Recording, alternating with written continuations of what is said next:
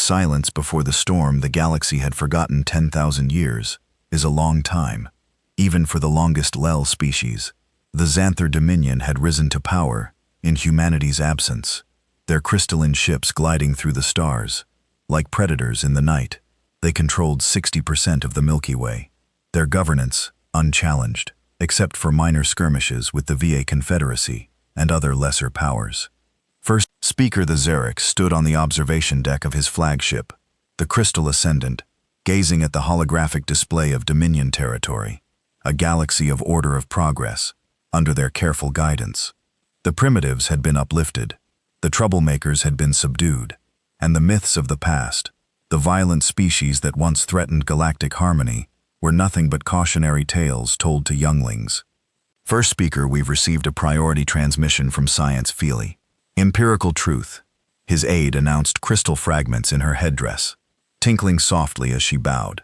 Felzeric turned his iridescent scales reflecting the blue light of the Hola display. What have they found now? Another extinct civilization? No, sir. They report anomalous energy readings from the dead zone. The First Speaker inner eyelids flickered in surprise. The dead zone, what the ancients once called the Piraeus Arm, had been quarantined for millennia. Nothing lived there. Not since the Purge. Show me, he commanded. The Hola display shifted, focusing on a remote sector of the dead zone. A pulsing red dot indicated the source of the disturbance. The signal appeared 3 cycles ago, the aide explained. It's been growing stronger. The empirical truth reports that it matches no known energy signature in our databases. Then searched the historical archives. Felzer ordered, a sense of unease growing in his gut.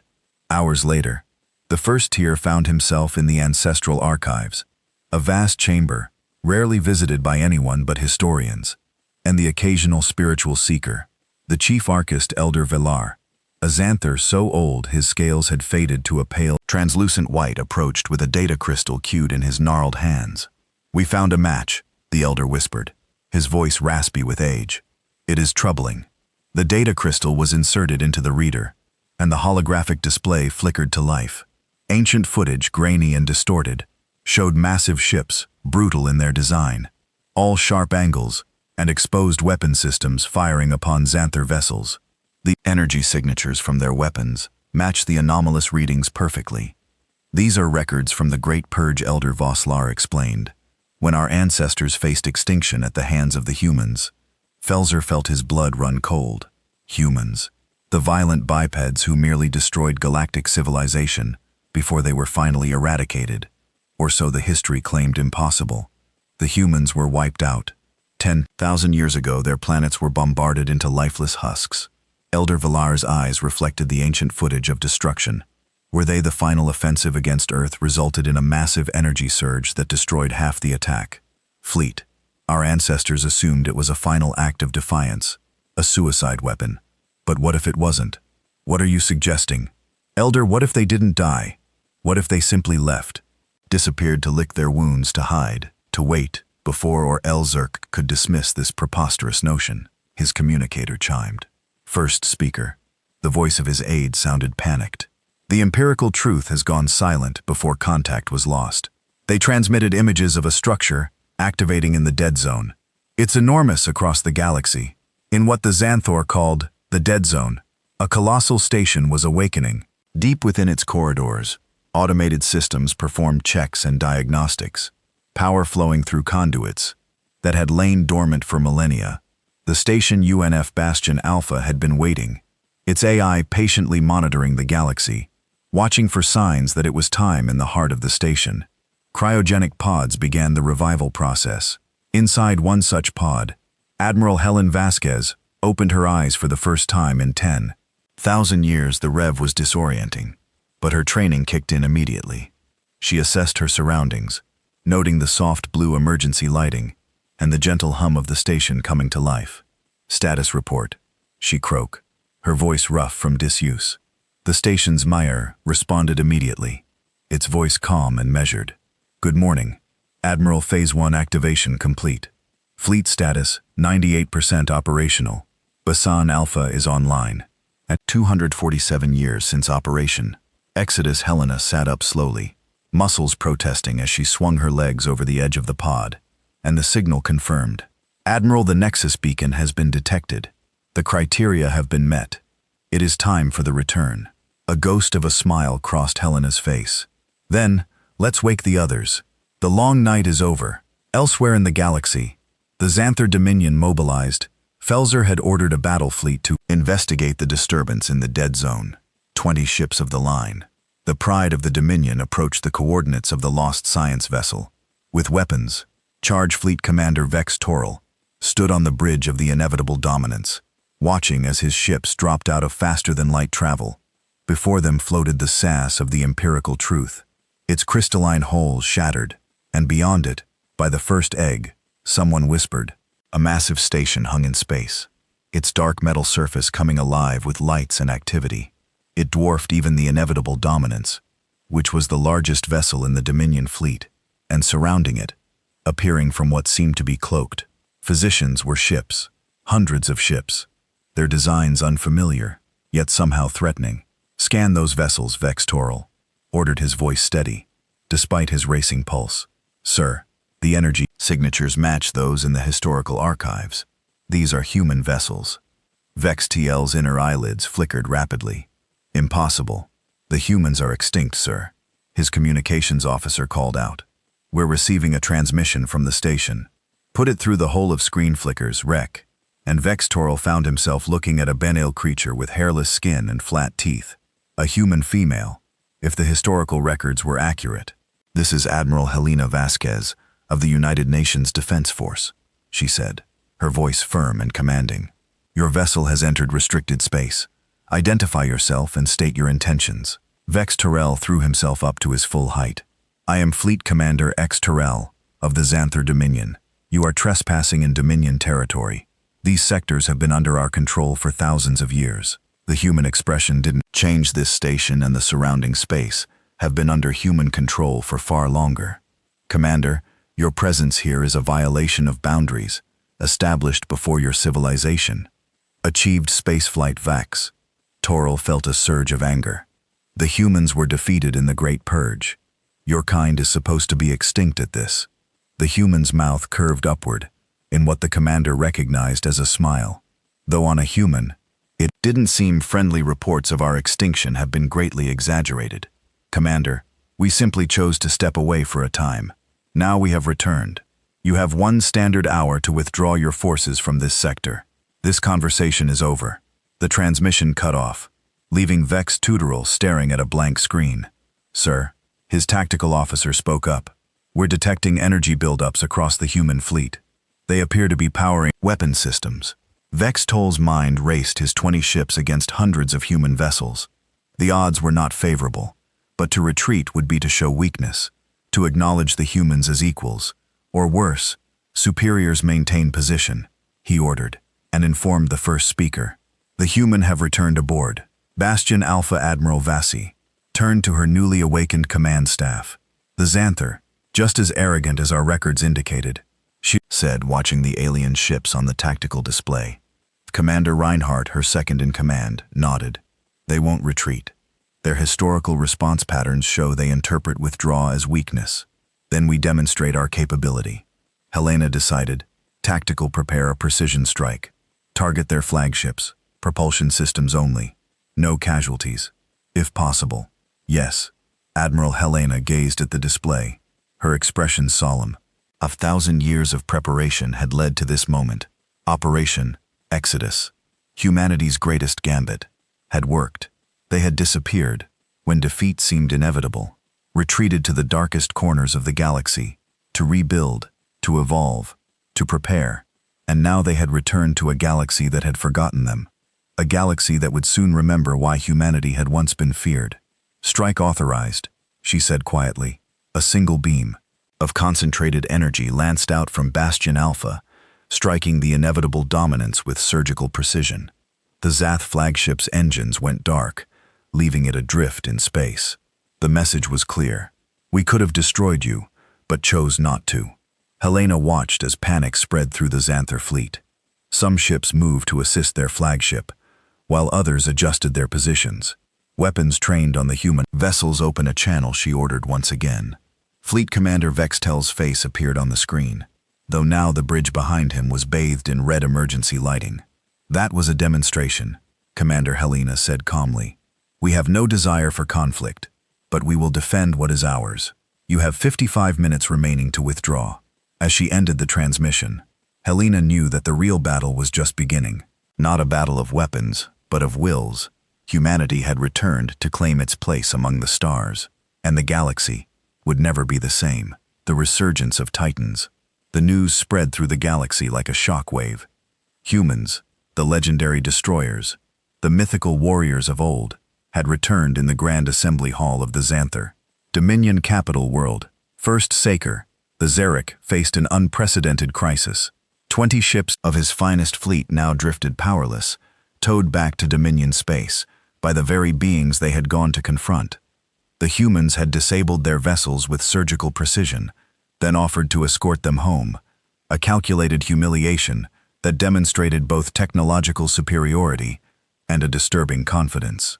"The historical records did not prepare us for this," Elder Valor admitted to the assembled council.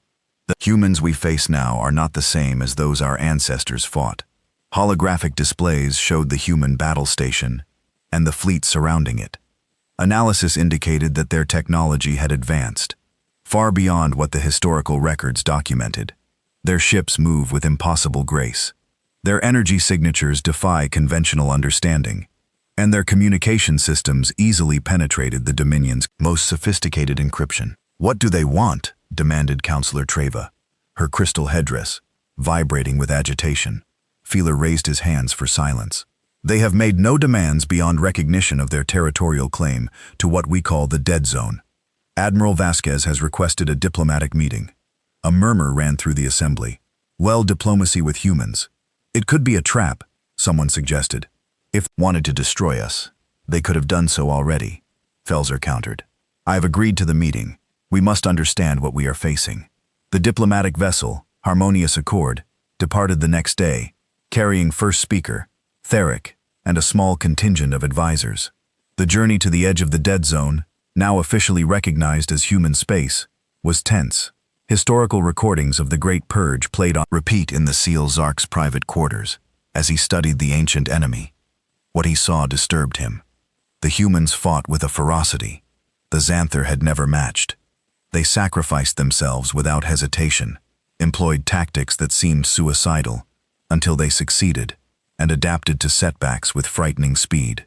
The record showed that the Xanther ancestors had only prevailed through overwhelming numbers and the support of now extinct allied species. When the Harmonious Accord arrived at the designated coordinates, a human vessel was waiting. Sleek, dark, and utterly unlike the brutal warships of old, the Xanther were escorted to a meeting chamber that seemed designed to accommodate various species. Comfortably, Admiral Helen Vasquez greeted them personally. She stood tall for a human, with silver-streaked dark hair and eyes that seemed to evaluate and calculate with every glance. Unlike the barbaric warlords depicted in Xanther historical records, she was composed, articulate, and disarmingly courteous. "First speaker they Xeric," she said, inclining her head slightly. "Thank you for accepting my invitation. Please be seated." The meeting began with formal introductions, then progressed to the matter at hand. "Let me be direct," Vasquez said. "Humanity did not perish in what you call the Great Purge. We executed a strategic withdrawal operation. Exodus. We took our remaining population, our technology, and our knowledge, and we disappeared, to where Felser couldn't help asking." Vask smiled. "That remains classified information. What matters is that we used our time away wisely. We rebuilt, we advanced, and we observed the galaxy's development from afar, and now you have returned to reclaim what was lost." There was an edge to the Zerk voice. "Not exactly," the Admiral replied. "We have returned because the galaxy needs us." She gestured, and a holographic display appeared between them, showing a massive spiral of darkness approaching the galaxy's edge. "This is what we call the Void Tide. It's a wave of exotic matter that consumes everything in its path. Our long-range sensor detected it 300 years ago. It will reach the outer rim of the galaxy within 50 years. Felser stared at the display, his inner eyelids flickering rapidly. If this threat is real, why not simply warn us? Why this dramatic return? Vasquez's expression hardened. We tried. We sent anonymous warnings through various channels over the past century. They were dismissed as hoaxes or superstition. The Dominion's official position was that cosmic threats were tools used by dissidents to undermine central authority. The first speaker had no response to this. It was embarrassingly an accurate representation of Dominion policy. Furthermore, Vasquez continued addressing this threat requires technology that only we possess. Technology we developed during our absence. Meanwhile, across human-controlled space operation, Renaissance entered its final phase. The massive shipyards hidden within gas giants and hollowed-out moons began producing vessels at an accelerated rate. Cryogenic facilities awakened millions of humans who had, through the millennia, scientists, engineers, soldiers, and civilians, prepared for the fight that would determine the galaxy's fate. Commander Elena Voss stood on the bridge of the Defiance, one of humanity. These newest vessels, watching as her crew performed system checks, unlike the older generation of officers who remembered Earth and the Exodus. Elena had been born in the hidden colonies for her. The legends of the homeworld were just that. Legends Engineering reports all systems. Nominal commander. Her executive officer reported. Elena nodded. Good, set course for Nexus Point Alpha. We to Rendus with the diplomatic fleet. The Defiance.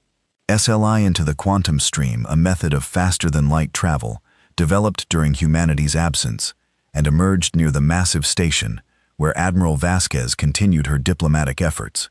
By now, representatives from other galactic powers had arrived.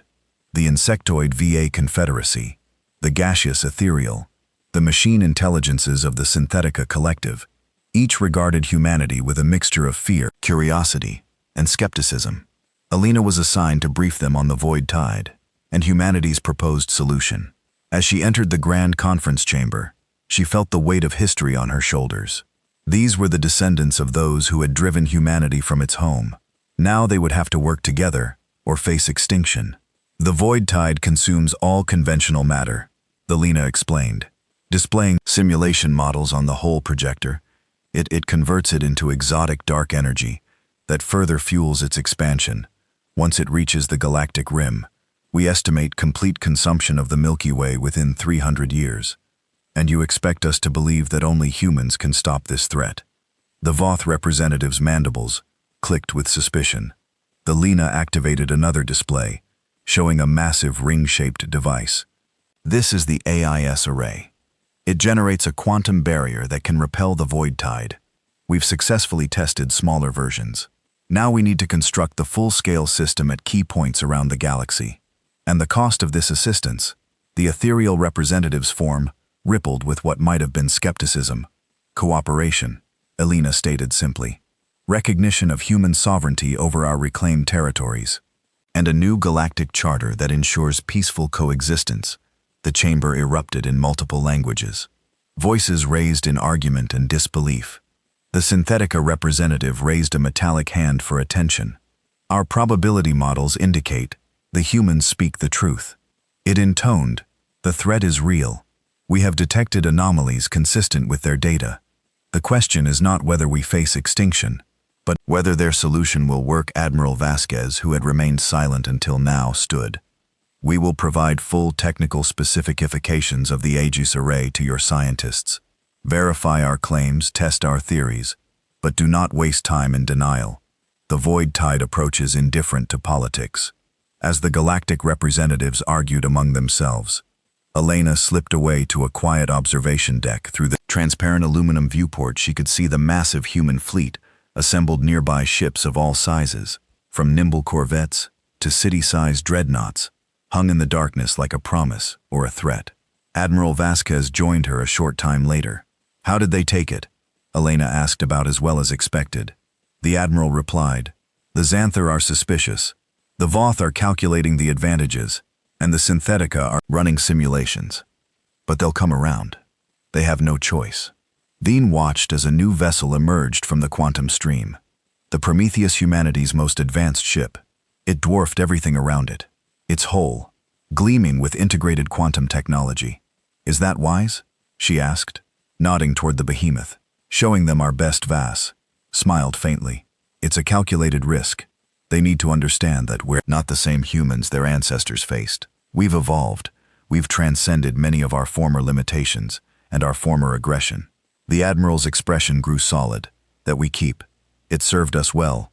During the dark years, it will serve us again, against the void. 3 days later, the Galactic Concord was signed. Humanity was officially recognized as a sovereign power. The construction of the Aegis Array began with all species contributing resources and expertise under human guidance, as the first section of the array took shape in the outer rim. First speaker, the Zarek found himself standing beside Admiral Vasquez, once more, watching the construction through a viewport. "Your ancestors would be proud," he said, surprising himself with the admission. Vasquez regarded him thoughtfully. "They wouldn't recognize us, I think." 0000s. Change. As a species, we're not the same humans who fought your ancestors. No, Felzer agreed. You're something more dangerous. You disappeared rather than face defeat. You waited and watched from the shadows. You return not with vengeance but with salvation. We cannot refuse. Is salvation so terrible a thing? The first speaker's scales shifted in a pattern that humans might interpret as a rule smile. It creates a debt that cannot be repaid, and it forces us to accept that everything we believed about your kind was wrong. Vasis turned back to the viewport, where the massive ring of the Aegis Array glimmered as it took shape, a papy against the backdrop of stars. "Not everything," she said quietly. "We are still the most stubborn, defiant species you will ever encounter. We still refuse to accept defeat, even from the universe itself." As if to punctuate her words, the Prometheus moved into position near the array, its quantum drives pulsing with energy. Humanity had returned to the galactic stage not as conquerors, but as saviors, and perhaps someday as friends. The silent stars bore witness to this unexpected turn in the galaxy story. Humanity, once driven to the brink of extinction, had returned, transformed. The species that had disappeared in fire and defiance had re-emerged with wisdom and power beyond imagination. The long night was over. A new dawn had begun,